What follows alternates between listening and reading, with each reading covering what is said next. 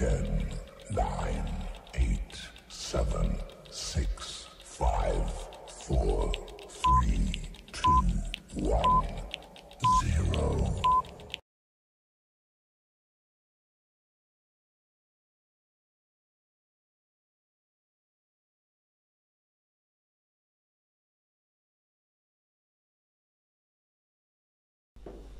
Question number 47 देखें, 2 minute लगेगा। Question number 47 PGBP का।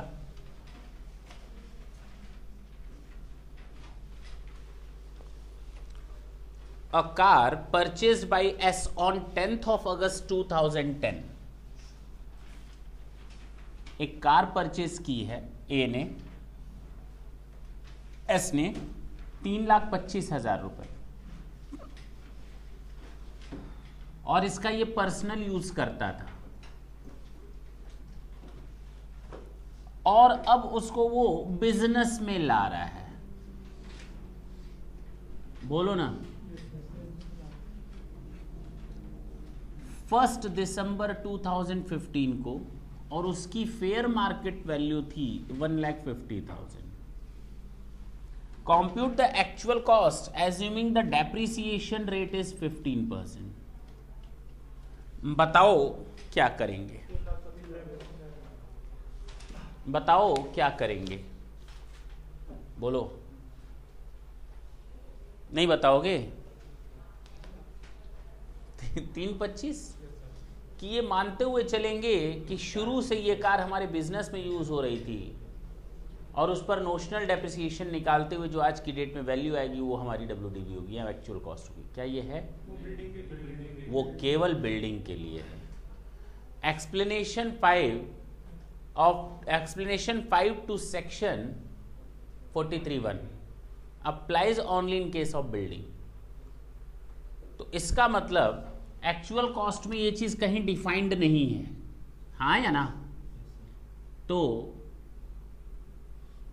Explanation 5 to section 43(1) applies only in case of building. So, actual cost of car will be rupees 3,25,000. That's it. ये था आपका question number 47। Question number 50 देखते हैं।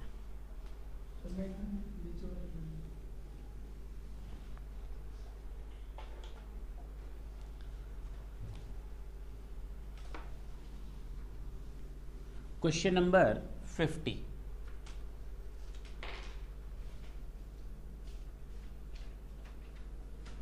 कहता है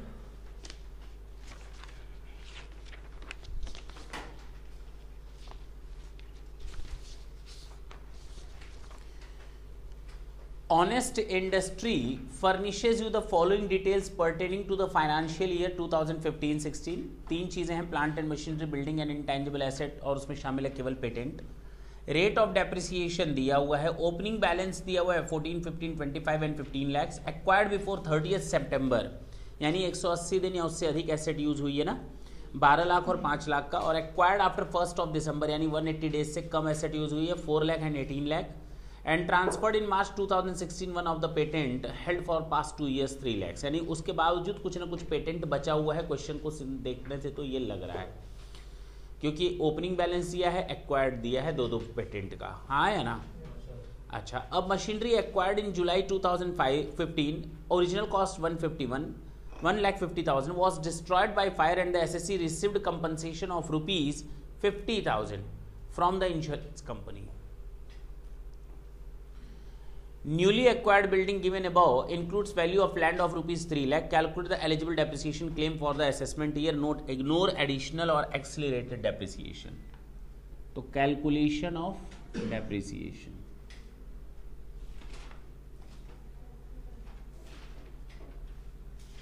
तीन ब्लॉक्स बनने हैं, पहला बनना है प्लांट एंड मशीनरी, दूसरा ब्लॉक बनना है बिल्डिंग, और तीसरा बनना है इंटेंजिबल एसेट्स का।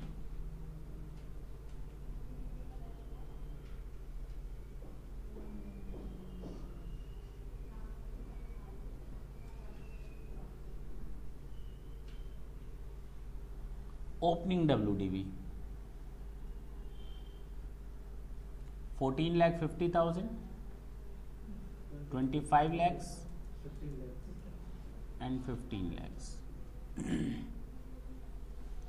plus actual cost of asset acquired during the previous year 16 lakh, बोलो 18 लाख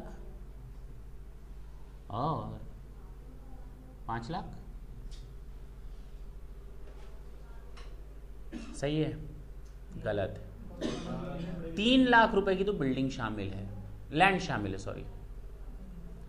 लैंड की कॉस्ट कितनी है? तो हम कितना ऐड करें यहाँ लैंड एंड बिल्डिंग में?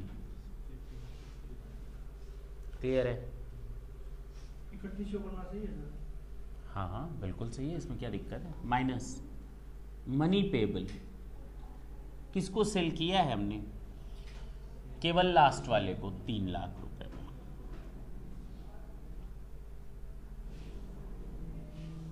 WDV फॉर डेप्रिसिएशन पर्पसेस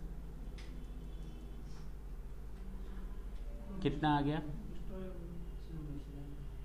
अच्छा जी, एक मशीन है जुलाई 2015 में डिस्ट्रॉय हो गई है और इंश्योरेंस कंपनी से हमें कितना मिला है?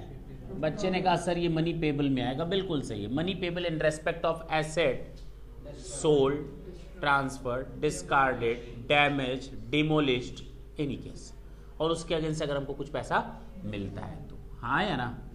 तो that will come to 30 lakhs, 40 lakhs and 18 lakh कि 17 लाख। माइनस डेप्रिसिएशन जरा देख लेते हैं। पहले केस में डेप्रिसिएशन है 15%। सुनना, डेप्रिसिएशन है 30 लाख पर निकालना है। इसमें से न्यू अलग करो और ओल्ड अलग करो। न्यू है आपके पास 16 लाख की ना, बोलो, तो ओल्ड बचेगी 14 लाख। अच्छा, मोर देन 180 डेज और लेस देन 180 डेज कि लेस देन 180 डेज? एग्जैक्ट 180 हो तो एग्जैक्ट 180 डेज हो तो एग्जैक्ट 180 डेज हो तो एग्जैक्ट 180 डेज हो तो किताब तुरंत पलटो और 4 बार उसको पढ़ो। मैंने ये चीज एक नहीं 3 बार बताई है कम से कम।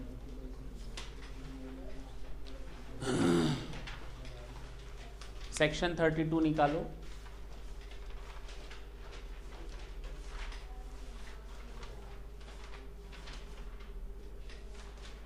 लेस देन 180 डेज है। इस बात पे मैंने ऑप्शन भी उठा सर, आप कितने दिन का है? लेस देन लिखा है, put to use for that, less than लिखा है। एग्जैक्ट 179 डेज होगा तो 50%। ये मैंने लास्ट में भी बताया ये था। ऑब्जेक्शन उठाया सर मैंने, आपने 180 डेज पे 7.5 लगाया। मैंने लगाया था। एग्जैक्ट 180 डेज और लेस देन वर्ड यूज है। क्या वर्ड यूज है? Less than. और एग्जैक्ट अगर 180 डेज है तो उस पर पूरा लगेगा लेस देन 180 डेज और 180 और मोर। चलो बताओ कौन सी एसेट थी इसमें? 12 लाख पर पूरा लगेगा तो इसका मतलब 4 लाख पे 50% लगेगा और ये पूरा 14 लाख। हमारे लिए इस 26 लाख का सीधे सीधे 15% ले लो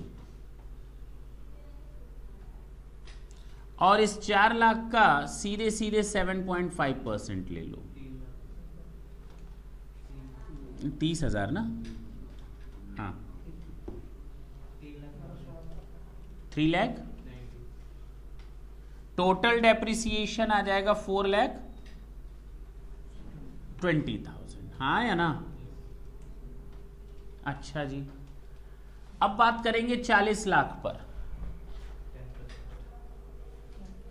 40 लाख वाले पर स्टार लगा देते हैं और इसको भी दो पार्ट में तोड़ते हैं, new and old.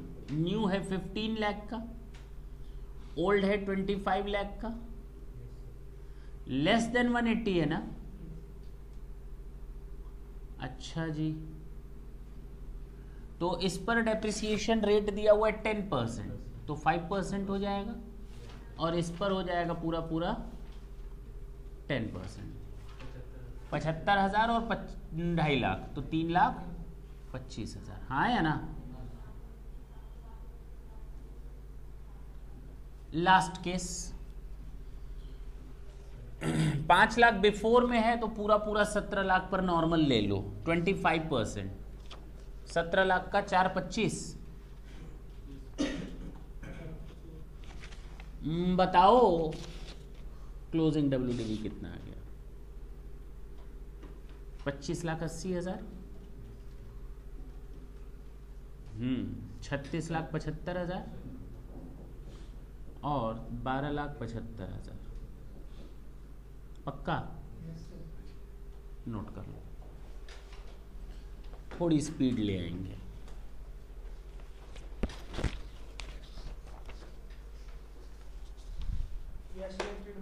Additional alternative है।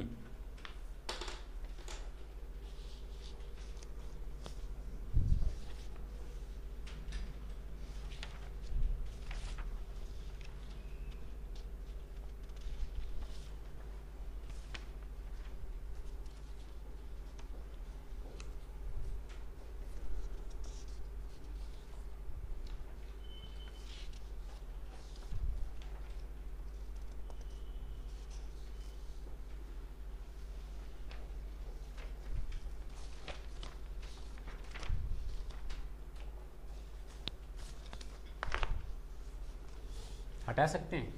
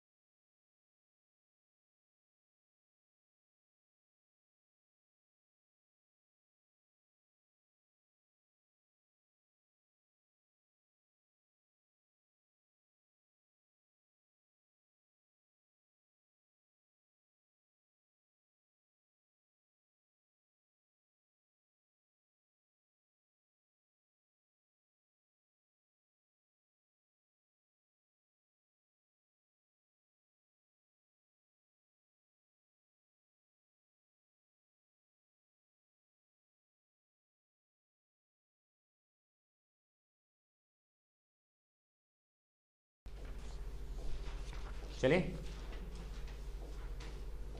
Discuss the tax implication of the following transactions in case of a doctor running a nursing home. एक डॉक्टर अपना नर्सिंग होम रन कर रहा है, उसके लिए टैक्स इम्प्लीकेशंस आपको देखने हैं। देखें, amount paid to scientific research association approved by the central government and run by a drug manufacturing company.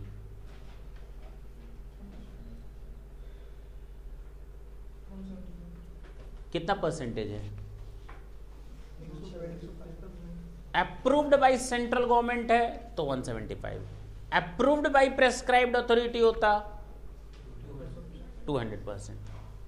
अगर मैंने किसी आउटसाइड एजेंसी को दे रखा है या किसी कंपनी को मैंने दे रखा है तो 125%। कितना? 125%। Statistical research and social science के लिए अगर मैंने किसी ऐसे ऑर्गेनाइजेशन को दे रखा है जो जरा निकालो सेक्शन 35 निकालो, जहां तुम लोग को मैंने बताया था। देखो सोशल साइंस है, स्टैटिस्टिकल रिसर्च के लिए कितना दिया है? 125। और मैंने 125 में एक और लिखवाया था कि अगर मैंने किसी कंपनी को कोई कंट्रीब्यूशन दिया है और उस कंपनी का मेन ऑब्जेक्ट साइंटिफिक रिसर्च करना हो तो भी 125 रहेगा। लेकिन अगर किसी प्रोग्राम के लिए मैंने दिया है और वो सेंट्रल गवर्नमेंट द्वारा प्रोग्राम ऑथराइज्ड है तो 175%, और अगर प्रेस्क्राइब्ड अथॉरिटी द्वारा वो प्रोग्राम अप्रूव्ड हो तो 200%। यस और नो? इसके अलावा मैंने बताया था कि अगर हम किसी यूनिवर्सिटी को देते हैं, IIT को देते हैं स्पेसिफाइड पर्सन तो कितना परसेंट? ना ना ना ना, IIT यूनिवर्सिटी की बात कर 175। Is it clear? हाँ या ना? हाँ भाई लिखवाया है, स्पेशली यूनिवर्सिटीज और IITs के लिए लिखवाया था। क्या बात कर रहे हो?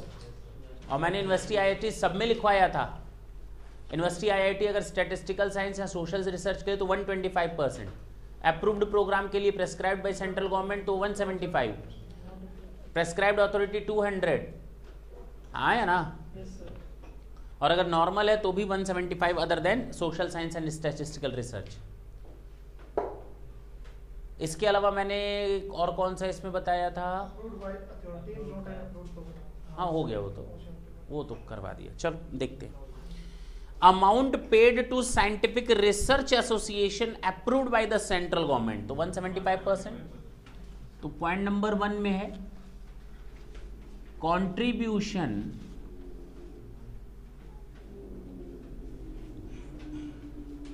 To drug manufacturing company. हाँ या ना?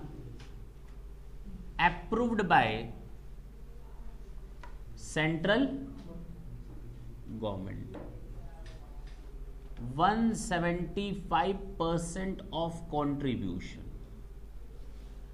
means deduction will be of rupees 20,000 है।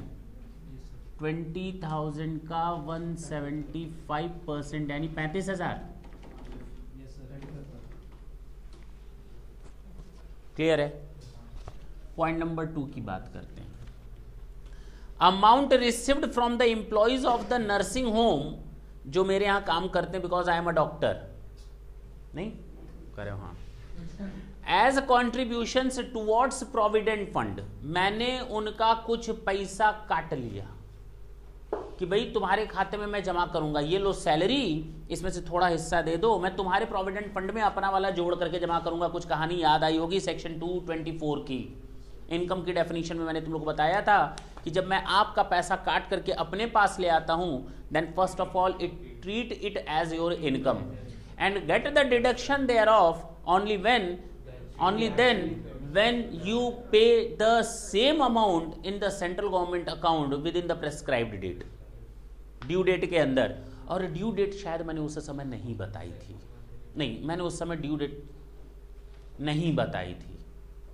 ड्यू डेट अब जानो, प्रोविडेंट फंड के केस में ड्यू डेट अगले महीने की 15 तारीख होती है। ड्यू डेट अगले महीने की 15 तारीख होती है। मैंने काटा किस महीने का पैसा है? मार्च में। मार्च का पैसा हमें प्रोविडेंट फंड का जैसे ही मैंने तुम्हारा एम्प्लॉइज का काटा, कितना काटा? 25,000। तो पहले तो 25,000 इनकम हो जाएगी। एम्प्लॉइज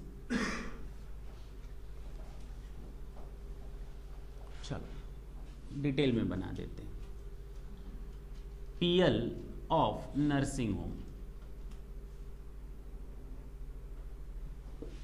ठीक, income and expenditure account normally बनता है, ठीक है। PL अभी समझो, by employees contribution in PF कितना रुपया, किस महीने में, इसकी डिडक्शन वापस मिल जाएगी हमको, सॉरी, इसकी डिडक्शन वापस मिल जाएगी। कब मिलेगी, जब पे कर देंगे। कब तक, 5 दिन और ग्रेस मिले हुए हैं 15 दिन है, 15 तारीख तक आपको पेमेंट करना है, लेकिन हमको एक और ग्रेस पीरियड मिला है 5 दिन, यानी मैक्सिमम डेट कब तक, to employees contribution in provident fund. ये था अंडर सेक्शन 224, हाँ या ना, under the definition of income. और हमें डिडक्शन मिलेगी if paid by due date, तो हमें यहां 25,000 की डिडक्शन मिल जाएगी। और ड्यू डेट क्या होती है, 15th ऑफ नेक्स्ट मंथ या following month plus 5 days grace period, means 20th अप्रैल, हाँ या ना। लेकिन हमने एक्चुअल में डिपॉजिट कब किया है, ओ हेयर इन दिस क्वेश्चन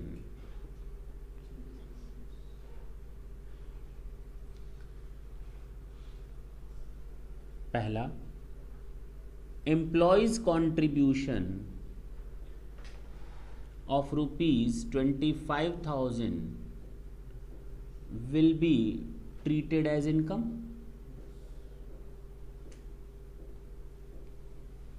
दूसरा, no deduction thereof will be given because payment of same is made after 20th अप्रैल, हाँ या ना। बस दिस इज योर आंसर। जिस जैसे मैंने लिखा वैसे ही बनाना, ताकि कभी भूल ना हो, गलती ना हो। एम्प्लॉयर तो तब ना छूट ले पाएगा जब उसने डिडक्शन दी होगी, और मैंने तुम लोग को ये बताया है एक्चुअल पेमेंट बेसिस पर उसको छूट मिलती है। ये तो अच्छी तरह से बताया था 43B। चले आगे,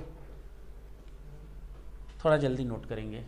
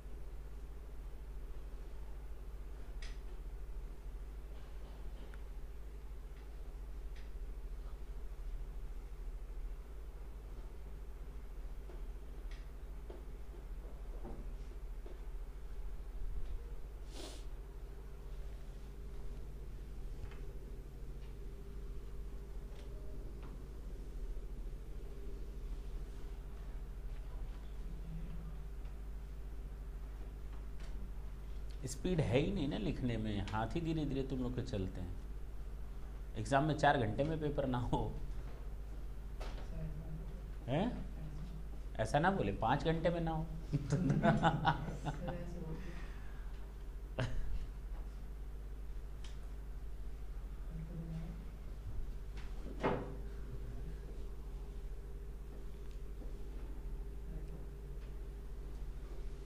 चल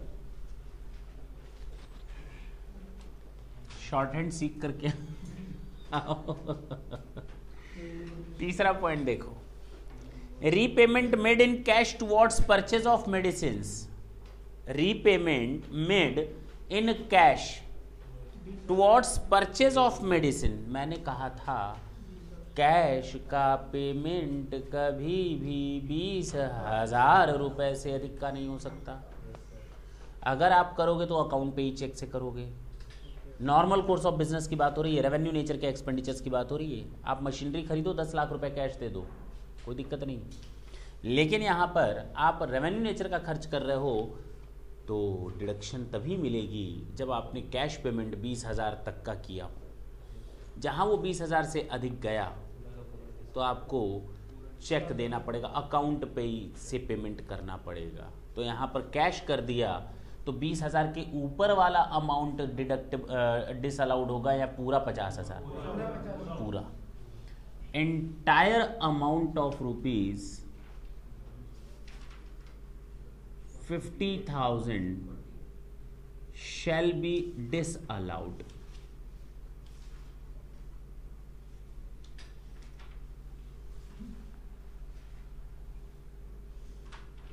Payment in excess of rupees 20,000 shall be made only through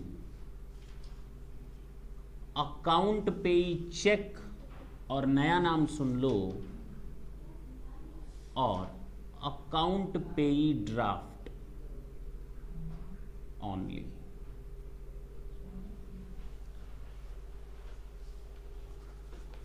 कभी कभी हम चेक तो दे देते हैं, सुन लो, यहां पर हम लिख देते हैं ऐसे 2 डंडियां खींच देते हैं। ये अकाउंट पे ही हुआ या नहीं? नहीं हुआ। This is your crossed cheque. You cannot draw the amount of cash directly from the bank only by submitting this check. That's it. You can get the amount of this check in your account or to the endorsee account. मालूम है ना, ये account में जाएगा, ये तो पक्का हो गया। मैंने इसको चेक दिया, इसने ये इंडोर्स कर दिया वाई को, तो वाई के पास चला जाएगा चेक का पैसा। ये नहीं होना चाहिए, ये नहीं होना चाहिए। एंड कंपनी मैंने लिख दिया तो भी काम नहीं चलेगा। आप अभी भी इंडोर्स कर सकते हो। आप केवल और केवल यहां लिखेंगे अकाउंट पे ओनली, तो ही ये माना जाएगा अकाउंट पे। अब चाहे वो ड्राफ्ट हो वो अकाउंट पे ही हो, चाहे चेक हो वो अकाउंट पे ही। अगर एग्जाम में आपके सामने क्वेश्चन आ जाए crossed cheque has been payment has been made through cross cheque, तो आपका आंसर क्या रहेगा? अलाउड या डिसअलाउड? जी हाँ, डिसअलाउड। सोचो, क्रॉस्ड चेक लिखा होगा बावजूद आपका आंसर होगा डिसअलाउड। Is it clear? हटा दें। 4th, repayment of loan taken from a bank. Repayment of loan taken from a bank for doing a post graduate course. अभी भी पढ़ाई कर रहे हैं डॉक्टर, पढ़ाई कर रहे हैं। Repayment of loan taken from a bank for doing a post graduate course in medicine, और उसका इंस्टॉलमेंट दिया है 50,000 और इंटरेस्ट दिया है 10,000। तुम लोग एक सेक्शन पढ़ोगे, section 80E under chapter 6A। जब तुम लोग डिडक्शन चैप्टर पढ़ोगे तब तुम लोग को एक सेक्शन पढ़ाया जाएगा, सेक्शन 80E, और उसमें यह बताया जाएगा, अभी बता देता हूं, उसमें यह बताया जाएगा कि अगर आपने कोई लोन लिया है for the purpose of getting the higher education, ई मतलब एजुकेशन, ई फॉर, अगर आपने एजुकेशन के लिए, हायर एजुकेशन के लिए कोई लोन लिया है, सीए नहीं आता उसमें सीएस और सीएम में नहीं आता। सुन लो, पूछो क्यों? नहीं पूछ लो। 10,000 का लोन लोगे, एग्जाम मतलब एग्जामिनेशन देने 1,000 रुपये का बैंक से लोन मांगोगे, परीक्षा देनी है 1,000 रुपये बैंक वो फीस लगेगी एग्जाम की, और 10,000 रुपये तुम लोन लोगे अपनी रजिस्ट्रेशन फीस का। यही रह गया है कि बैंक वाले तुम्हें 10,000 का लोन दे, अब समझ में आई बात। ये नॉर्मली बैंक MBBS IIT जहाँ पर 10 लाख 15 लाख रुपए की फीस लगती है। क्या बोले? अच्छा चलिए अब आगे। तो कहने का मतलब ये कि आपने सेक्शन 80E में कोई लोन लिया और अब आप उसका रीपेमेंट कर रहे हो, तो repayment of instalments, repayment of principal amount not deductible. ये किसमें? 80E की बात कर रहा हूं। I am not talking about this chapter. 30 to 43B की बात हो ही नहीं रही, इस चैप्टर की तो बात ही नहीं कर रहे। Interest payment ₹10,000 100% allowed. कितने सालों तक? फिलहाल जब सेक्शन 80E आएगा तो हम लोग बात करेंगे आराम से, उस समय देखेंगे। अभी हम लोग को मगजमारी करने की जरूरत नहीं है। केवल इतना समझ लो कि हाँ, इंटरेस्ट का डिडक्शन मिलता है केवल सेक्शन 80E में, और वो है 10,000 रुपए। क्लियर है? नोट कर लो। Question number 25 is over.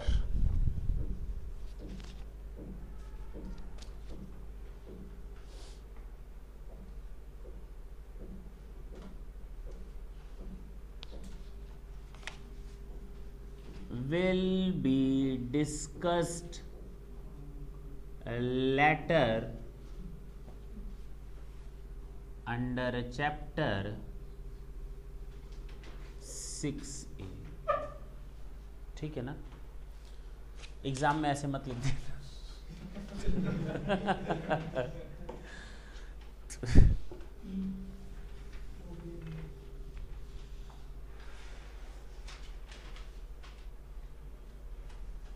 चले नहीं, कुछ लोगों की आदत होती है, सर ने लिखा है छोड़ेंगे थोड़ी। क्वेश्चन नंबर 26 देखा जाए।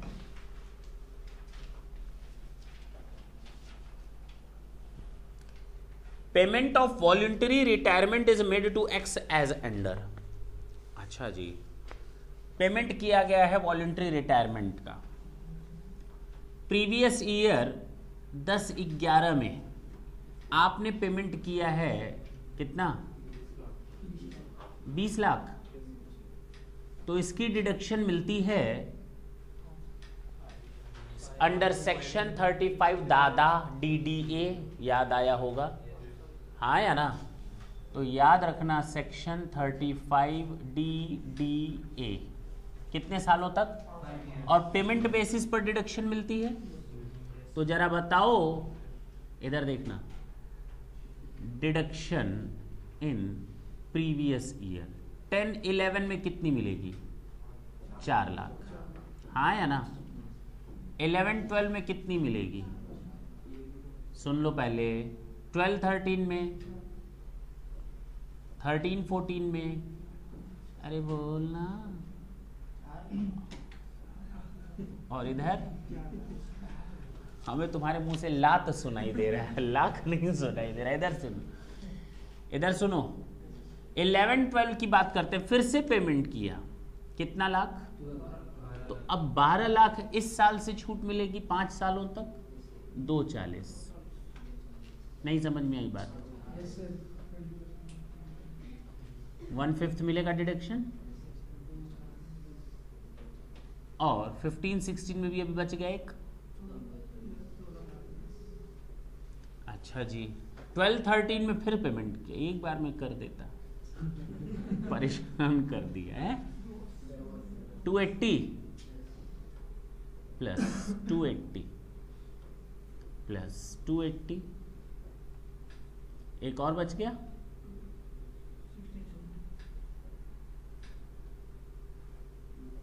तो हमें टोटल डिडक्शन कितनी मिलेगी? 4 lakh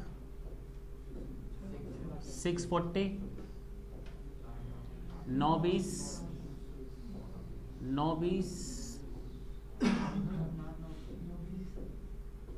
this is what I am.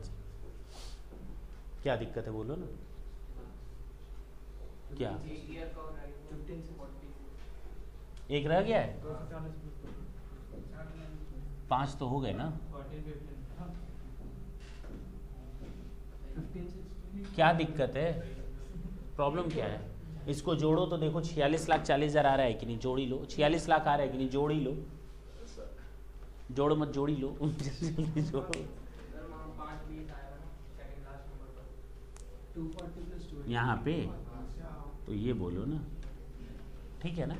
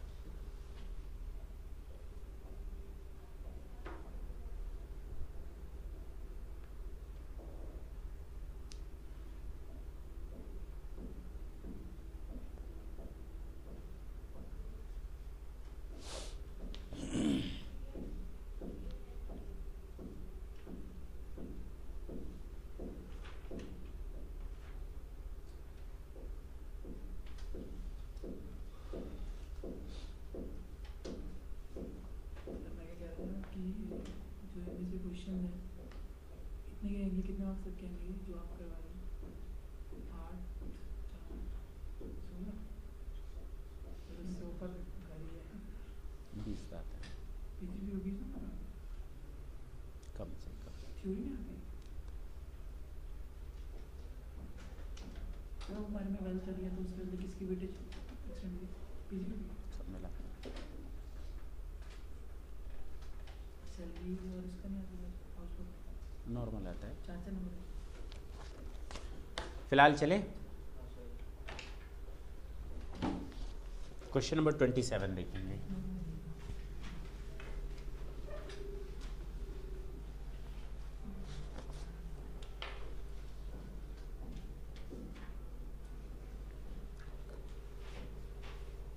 M limited and infrastructure capital company issued 1 lakh zero coupon bond. याद आ गया होगा जीरो कूपन बॉन्ड पर मैंने आप लोगों को सेक्शन 36 में एक डिडक्शन बताई थी, discount on issue of zero coupon bond. और जब मैंने discount on issue of zero coupon bond बताया था तो उस समय डीप डिस्काउंट बॉन्ड के भी बारे में बताया था। फिलहाल हम लोग डीप डिस्काउंट बॉन्ड की बात नहीं कर रहे। 1 लाख इशू किए 100 रुपए की फेस वैल्यू के, लेकिन जब इशू किया ना तो 75 रुपए पर कर दिया। इसका मतलब ये क्या दिया, डिस्काउंट कितना, 25 रुपए। टोटल कितना हुआ, 25 लाख रुपए का डिस्काउंट दे दिया, हाँ या ना। अच्छा, किस डेट में दिया है, ऑन 5 सितंबर 2014 को। मोस्ट इंपॉर्टेंट क्वेश्चन है, याद रखना ही। The redemption date of the bond is 21 सितंबर। रेडेम्पशन डेट है 21 सितंबर 2026। Okay, these bonds are notified as a zero coupon bonds. You are required to compute the amount of discount allowable as a deduction. जाहिर सी बात है under section 36 की बात कर रहा है। सॉल्यूशन, जब हम डेट ऑफ इश्यू क्या है,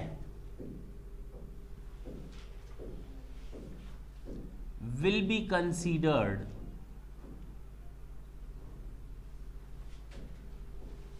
from 1 सितंबर। 5 दिन इग्नोर करने पड़ेंगे, जो नियरेस्ट डेट होगी वहां चले जाएंगे। 25 तारीख होती तो अगले महीने की 1 तारीख को ले लेते। ढंग से सुनना, डेट ऑफ रेडेम्पशन 21 सितंबर तो विल बी कंसीडर्ड ऑन हाँ 30 सितंबर 2000। हमें जरा ये बताओ 1 सितंबर 2014 से 30 सितंबर 2026 तक कितने महीने होते हैं? सुनो, सितंबर, अक्टूबर, नवंबर, दिसंबर, यानी 2014 में 4 महीने और 2026 में 9 महीने। बचे कितने? 15, 16, 17, 18, 19, 20, 12 साल हुए। 21, 22, 23, 24, 25, 26। तब तक तुम लोग भी 25, 26, 30 साल के हो जाओगे। चलो देखो कुल कितने हो गए? 12 साल। तो 12 साल का 12 से मल्टीप्लाई कर दो तो 144 महीना आया ना। टोटल मिलाकर 177 मंथ्स आ गए, नहीं आ गए? सॉरी, थोड़ा हिसाब किताब मेरा कमजोर है। 157 मंथ, ठीक है ना, हटा दें इसको। टोटल अब हमारा जो डिस्काउंट राइट ऑफ होगा कितने महीनों में होगा? इसका मतलब discount on issue of 0 coupon bond per month to be written off, ऐसा ना लिखो, to be written off per month, ठीक है। कितना है? 25 लाख डिवाइडेड बाई 157 मंथ्स, 17,000, 16,000, कितना? वही तो कह रहे हैं, 15,000 या 16,000 के आसपास है, जो भी हो, ये पर मंथ है। अब आते हैं डिडक्शन कब कितनी मिलेगी। प्रीवियस ईयर 14-15 में 4 महीने की, और 15-16 से लेकर के 24-25 या 25-26, 25-26 तक हर साल, और 26-27 में कितनी मिलेगी? इधर मिलेगी 4 महीने की, इधर मिलेगी हर साल 12 महीने की, और इधर मिलेगी 9 महीने की। हर महीने 15,923 है। नहीं समझ में आया? कितना टैक्स को बना दिया गया है लोचा, सोचो। हाँ बताओ, मल्टीप्लाई 60, हाँ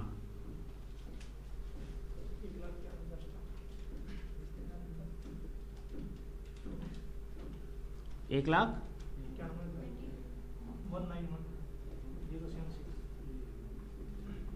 9 महीने का।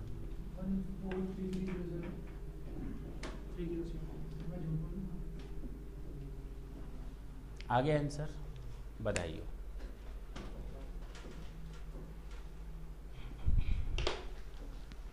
ये क्वेश्चन आपका सीएमए की स्टडी मैथ से था।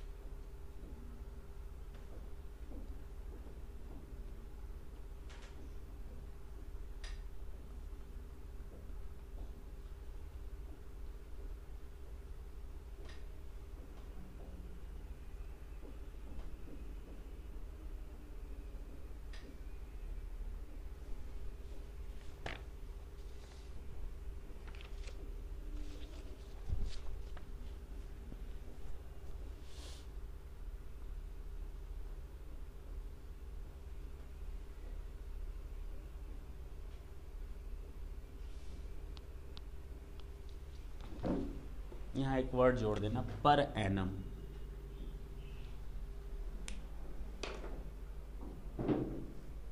हटा दें?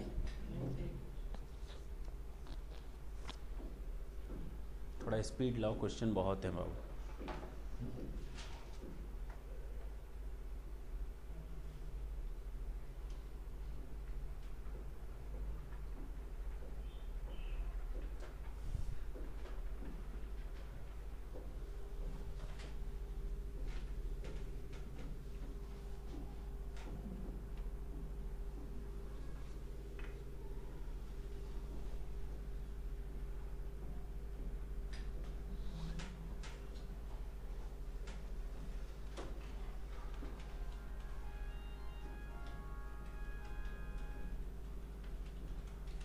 It's party time. हटा दे।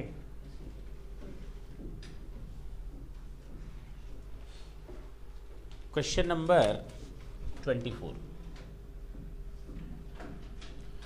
इस क्वेश्चन को आज हम टच इसलिए करा रहे हैं ताकि आप लोग नेक्स्ट क्लास के लिए तैयार रहें कि हाँ अब हमको इस तरह के क्वेश्चंस करने की आदत डालनी पड़ेगी। नॉर्मली अगर हम पीजीपीपी से उम्मीद करते हैं तो कुछ इस तरह के क्वेश्चन आने की उम्मीद करते हैं, जैसा क्वेश्चन 24 है, स्टार्टिंग तो कर देते हैं, ठीक है ना। बोलो।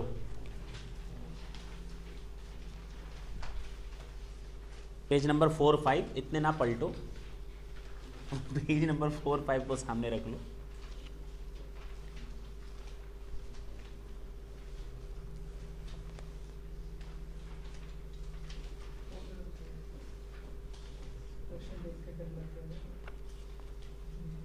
चलो भाई जरा देखते हैं। मिस्टर चित्रलेखा, चित्रलेखा चित्रकार होते हैं, इन्होंने तो दूसरा कुछ बनाया हुआ है। Chitralekha a retail trader of Kolkata furnishes the following trading and PL account for the year ending 31 March 2016। Chitralekha book देखी है तुम लोगों ने? नहीं देखा? जो आर्ट साइड के स्टूडेंट होते हैं, आर्ट बनाने की प्रैक्टिस करते हैं, तो उनके लिए बुक आती है, उसका नाम होता है चित्रलेखा, और उसके कई वॉल्यूम्स आते हैं। नहीं देखा कभी? हैं? ना ना, चित्रलेखा वो नहीं, चित्रहार भी होता है उस तरह से। तो चित्रलेखा जो सीनियर के लिए होती है, जो आर्ट लेते हैं, आर्टिस्ट बनने की कोशिश करते हैं, उनके लिए बहुत अच्छी बुक मानी जाती है। हाँ, देख लेना, मजा आ जाएगा। Miss Chitralekha a retail trader of Kolkata furnishes the following trading and PL account for the year ended 31 March 2016। Trading and PL दिया हुआ है, ओपनिंग स्टॉक ठीक है अपनी जगह रखा हुआ है, परचेज भी अपनी जगह रखा है, जीपी भी ठीक है, सेल्स, इनकम फ्रॉम यूटीआई। बात समझ में नहीं आई? क्यों? क्यों? अदर सोर्सेज का पार्ट है, इधर क्या कर रहा है? और कई यूटीआई की इनकम तो वैसे भी एग्जाम्प्ट होती है, वो देखेंगे, अभी हम लोगों ने देखा नहीं, तो अभी लोग पीजीबी पर रेस्ट्रिक्ट रखते हैं। जब हम लोग अपना आएंगे अदर सोर्सेज पर, तब हम लोग ध्यान देंगे इनकम फ्रॉम यूटीआई की कौन सी यूनिट्स टैक्सेबल होती हैं और कौन सी एग्जाम्प्ट होती हैं, वो बाद की बात है। फिलहाल तो हम इसको यहाँ से हटाएंगे, और अगर हम इसको यहाँ से हटाते हैं तो बताओ हमारी इनकम 50,000 रुपये जो सबसे नीचे दे रखी है वो बढ़ जाएगी या घट जाएगी? घट जाएगी। अगर 2400 इनकम हटाओगे तो नेट प्रॉफिट 2400 से कम हो जाएगा। क्लियर? तो हटाने की बात करते हैं, 2400 हटा देंगे हम लोग। अदर बिजनेस रिसीट ठीक है, क्लोजिंग स्टॉक ठीक है, जीपी अपनी जगह ठीक है, salary, rent, interest on loan, depreciation, printing and stationery, postage and telegram, loss on sale of share. क्या कर रहा है इधर? इधर तेरा घर है, आपका घर कौन सा है? कैपिटल गेन है। इधर क्या कर रहे है तू? यहाँ से हटाओ। और अगर किसी खर्चे को हटाओगे तो हमारा नेट प्रॉफिट बढ़ता है या घटता है? बढ़ेगा ना, तो हम इसको हटाएंगे और अपना प्रॉफिट बढ़ाएंगे। अदर जनरल एक्सपेंसेस और नेट प्रॉफिट ठीक है, यहां तक तो हम लोग को समझ में आ गया। नीचे क्या लिखा है? चलो पहले यही काम कर लेते हैं, जो सामने दिया है उसी को खत्म करें। Computation of PGBP net profit as given कितना दिया हुआ है? 50,000 प्लस कर दोगे क्या? Loss on sale of shares. हटाओगे तो प्रॉफिट क्या होगा? बढ़ेगा। अगर कोई खर्चा हटाओगे तो प्रॉफिट क्या होता है? कितने रुपए से? 8100। ठीक है। और इनकम को हटा दो, income from units of UTI, उसको वहां से हटाओ, 2000 हटा दो तो इनकम भी कम हो जाएगी, कम कर दिया। यहां तक तो सर समझ में आ गया। नीचे कुछ डिटेल्स लिखी हुई हैं। It was found that some stock were omitted to be included. Underline कर लो ओमिटेड, वोमिटेड नहीं है, ओमिटेड है। तो omitted to be included in the opening and closing stock, यानी भूल गए लिखना। ओपनिंग स्टॉक को 9,000 रुपए से लिखना भूल गए। अगर कसम है तुम लोग को सच सच बताना, अगर 90,000 ओपनिंग स्टॉक की जगह 99,000 99,000 लिखे होते तो हमारा नेट प्रॉफिट बढ़ता या घटता? घटता।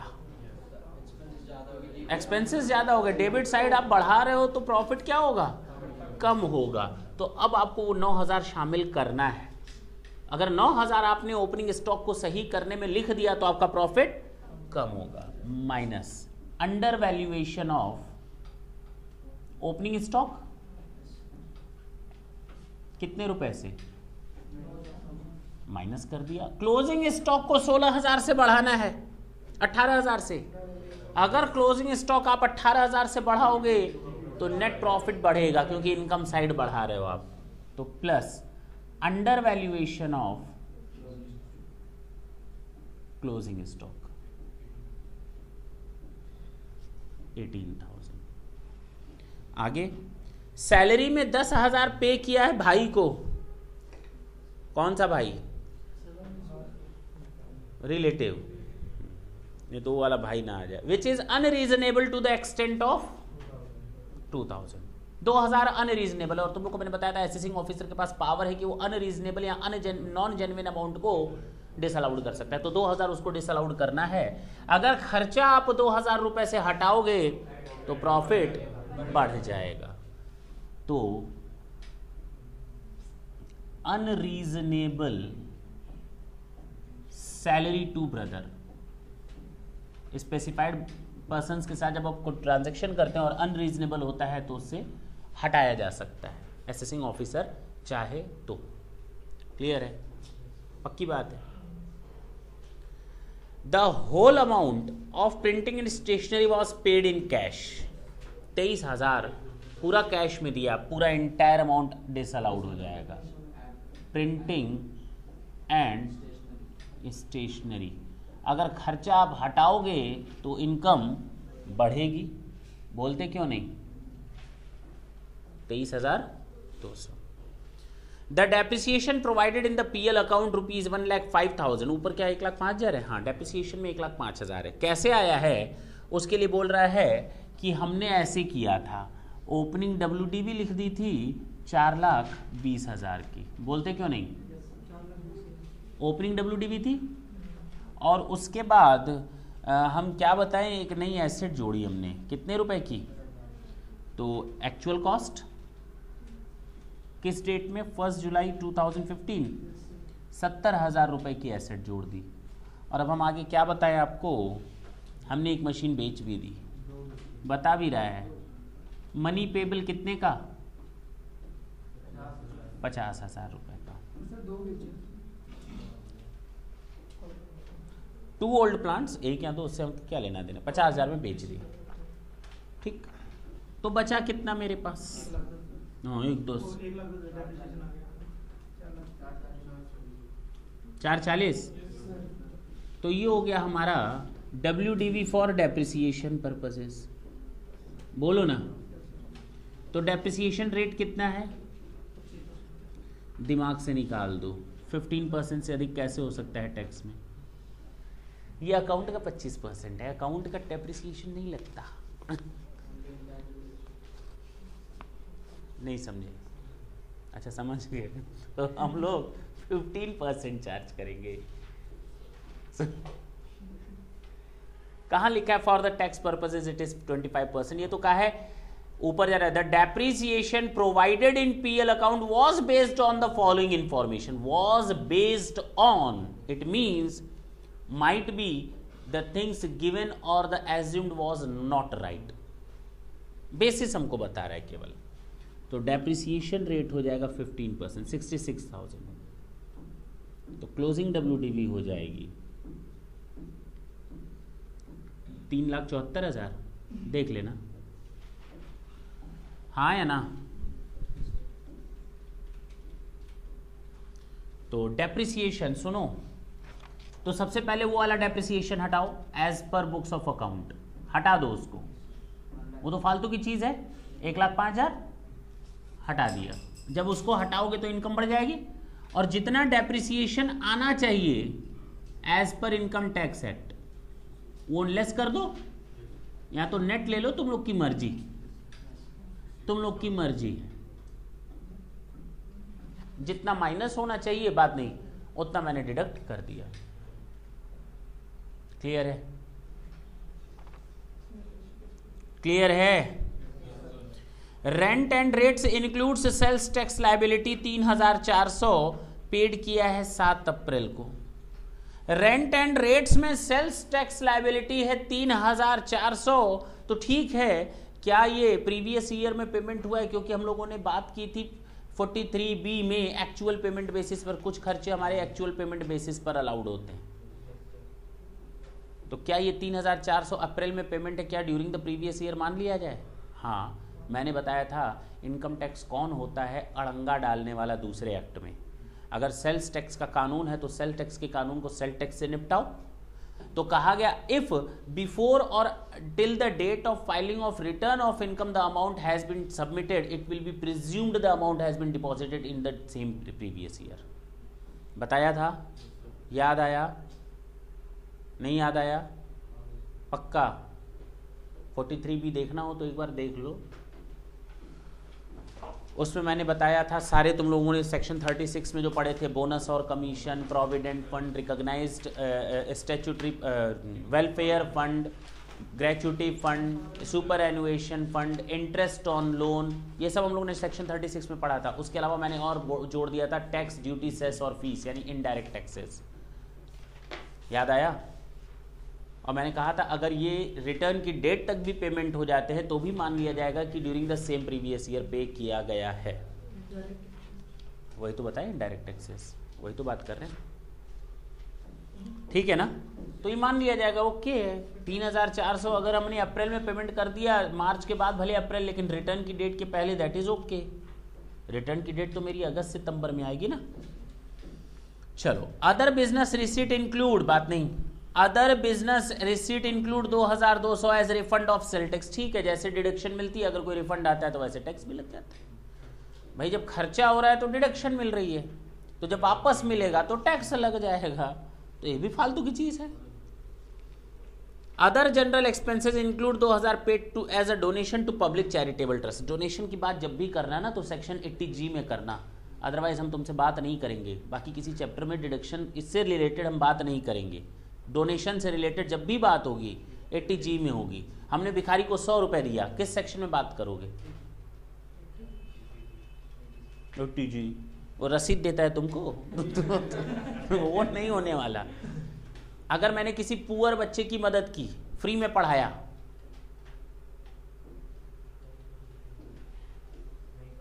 तो खर्चा है ही नहीं ना, फ्री में पढ़ाया तो बात समझना, ठीक है ना? कहने का मतलब हम जब भी यहाँ पर डिडक्शन की बात करेंगे, चैरिटेबल ट्रस्ट या अप्रूव्ड ऑर्गेनाइजेशंस, चाहे वो प्रधानमंत्री हेल्थ स्कीम हो, कोई भी स्कीम हो, ड्रॉट स्कीम होती है, सूखा का, अकाल, बाढ़ वगैरह की स्कीम्स आती है ना, भूकंप की भी आती है, वो देखा जाएगा क्या क्या है बाद में, स्पोर्ट्स की भी आती है। तो इसमें 2000 रुपये दिया है तो उसको हटाओ पहले। तो खर्चे में क्यों लिखे हो? खर्चा नहीं है, उसकी छूट लेना तो 80G में बात करेंगे। तो खर्चा हटाओगे तो क्या होगा? Donation to public trust. कितना रुपया? कुछ बचा क्या? लिखा है ना जनरल एक्सपेंसेस में शामिल है, 7060 में 2000 शामिल है। हो गया, question is over. This is your taxable PGBP।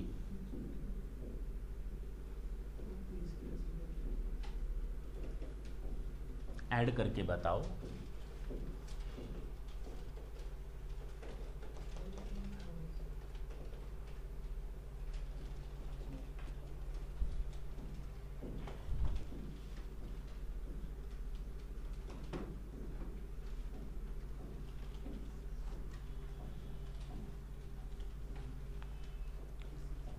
अरे बताओगे भी?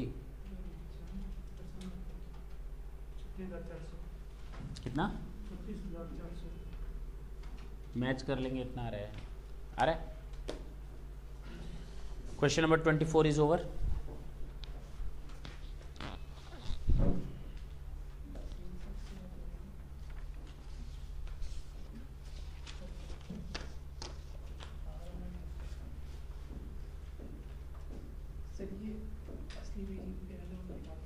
हाँ जी, इसी तरह से प्रैक्टिकल लाइफ में आपको काम करना पड़ेगा।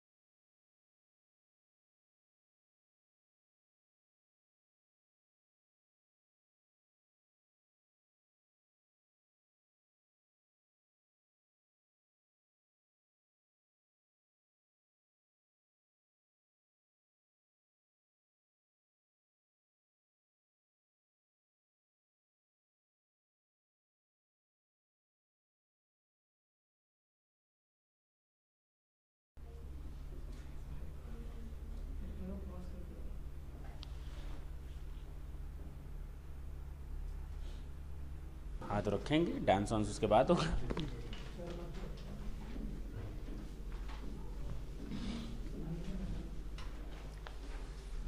क्वेश्चन नंबर 51 देखिए।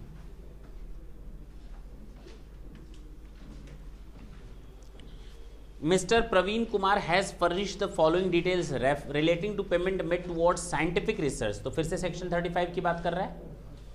Payment made to K research limited, payment made to LMN college, payment made to OPQ college, payment made to national laboratory, machinery purchase for in house scientific research and salaries to research staff engaged in house scientific research. K Research Limited and LMN colleges are approved research institutions। Approved तो approved by central government होगा, prescribed authority तो कहीं लिखा नहीं है। And these payment are to be used for the purpose of scientific, तो तुम्हारी मर्जी, लेकिन फिलहाल हम इसको approved मानेंगे, approved प्रोग्राम के तहत। तो approved by central government, तो हम कितना डिडक्शन दे देंगे? तो payment made to K Research Limited 20 का 175 35 पेमेंट टू LMN कॉलेज 15 का 175 22.5 सॉरी हाँ 26.25 पेमेंट टू OPG कॉलेज नील। पूछो क्यों? पहली बात तो ये कंपनी नहीं है कि 125% दिया जाए जिसका मेन ऑब्जेक्ट साइंटिफिक रिसर्च करना हो। मैंने अभी थोड़ी देर पहले कहा किसी को भी कुछ भी दे दोगे तो डिडक्शन मिल जाएगी ना। अप्रूव्ड तो हो, एटलीस्ट मान्यता तो मिली हुई हो। अगर क्वेश्चन में दिया उन दो को मान्यता मिली हुई है तो इसका मतलब इसको मान्यता नहीं मिली हुई है, नहीं। हाँ, एक और एजम्पशन ले सकते हो इसके लिए, may be taken as 125 cause it is a company, और कंपनी का अगर मेन ऑब्जेक्ट साइंटिफिक रिसर्च करना हो तो 125% तो वैसे ही आ जाता है, ठीक है ना। अगर क्वेश्चन में कुछ नहीं लिखा होता, मान्यता नहीं मिली, प्रेस्क्राइब्ड नहीं है, तो इन दोनों को डिसअलाउड कर देते और इसको हम 125 दे देते। Is it clear? चलो आगे। Payment made to national laboratory, हाँ 175 या 200 देख लो, देख करके बताओ नेशनल लेबोरेटरी का कितना, सोच लो, देख लो, कोई दिक्कत नहीं है।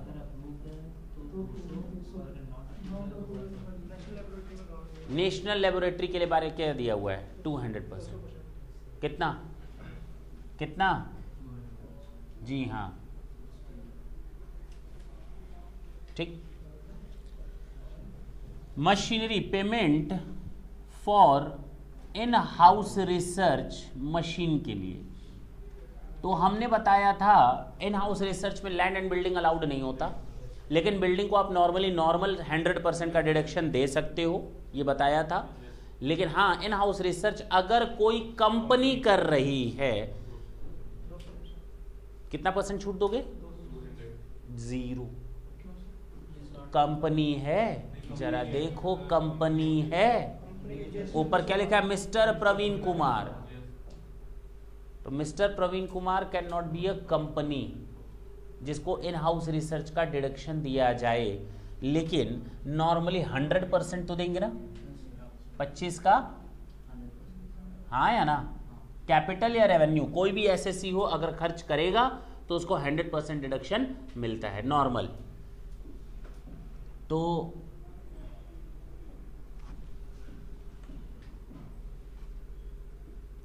%200% not available cause SSC is not a company। Clear है? आगे देखो, salary to research staff engage, salary 100%, revenue हो या capital, total deduction under section 35। हाँ बोलो। 88 94 114.25। This is your answer. एक बार जितना भी करवाया रिवाइज करके आएंगे। अब कंसेप्ट क्लियर हो रहे होंगे सारे धीरे धीरे। मोस्ट प्रोबेबली कल ओवर हो जाए, कल नहीं तो नेक्स्ट क्लास में ओवर हो जाएगा। थैंक यू बच्चों।